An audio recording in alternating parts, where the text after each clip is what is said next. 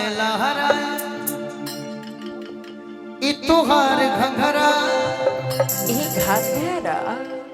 कि दिल के चैन चुराए ए गोरी तोरी लाल घंघरा ए गोरी तोरी बिरहिया पे जाओ ए गोरी तोरी लाल घंघरा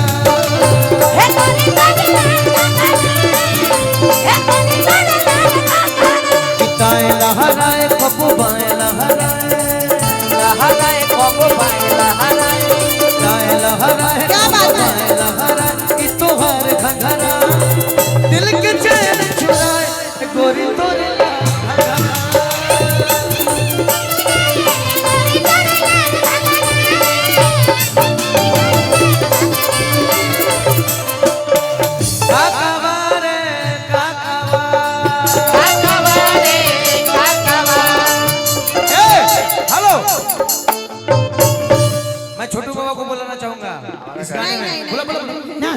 कुछ नहीं बोलेंगे झाल बजाएंगे आइए आप आइए झाल लेके आइए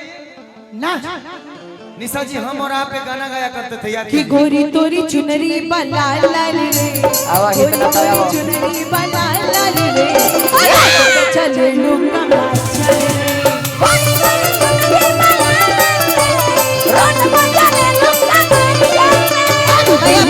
चुनरी बला लाल रे रोड पर चल भैया हमारे स्केल से आइए तो दो से ब्यास जी कब से हम दूसरा के स्केल पे गाओ ए ब्यास इनका हां ओही में हम एक लाइन गा के बैठे आ तू अपन अकेले गई ठीक बा हई ते कह झाल किरी मझी मारी माझी मा ए रुको अरे बरिसे बदारा हो ओहो कोई तरीका के झाल बाजी के करो जोरे बाजी एकरा जो पायल जोरे बाजी पायल किया बयाना में लग गईले कायर मन धीरे ए पायल है ना किरी मझी मारी माझी माँ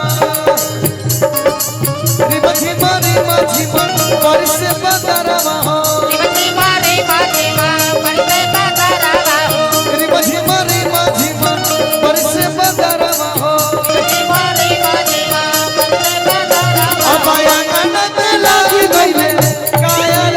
मन धीरे धीरे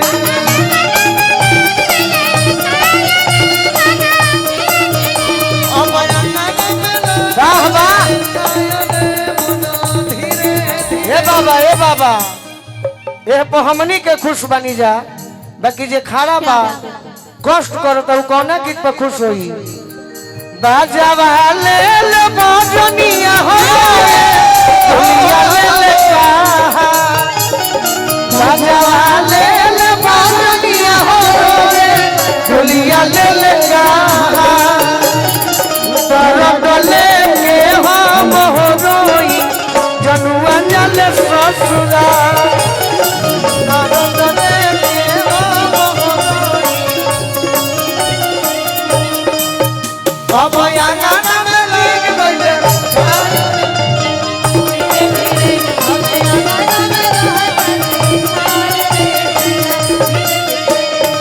पानी भरे चलली भौजी निशा हो भौजी पानी भरे चलली चिनरे छोटुआ बाहू गिरल गोड़ावा गइल बिछाना रे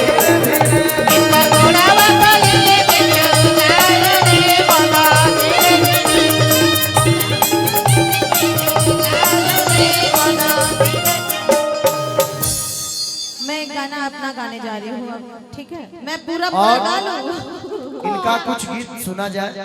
फिर हम लोग खड़े होना हो तो होंगे नहीं हम नहीं सब लोग यहीं बैठे अभी सब लोग रहेंगे साथ में ही पहले गा लिए अकेले और फिर हम लोग नहीं अकेले मतलब बबीता रही है हमारे संगे हाँ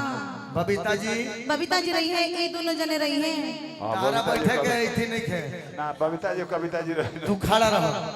कि जिन बाबू ने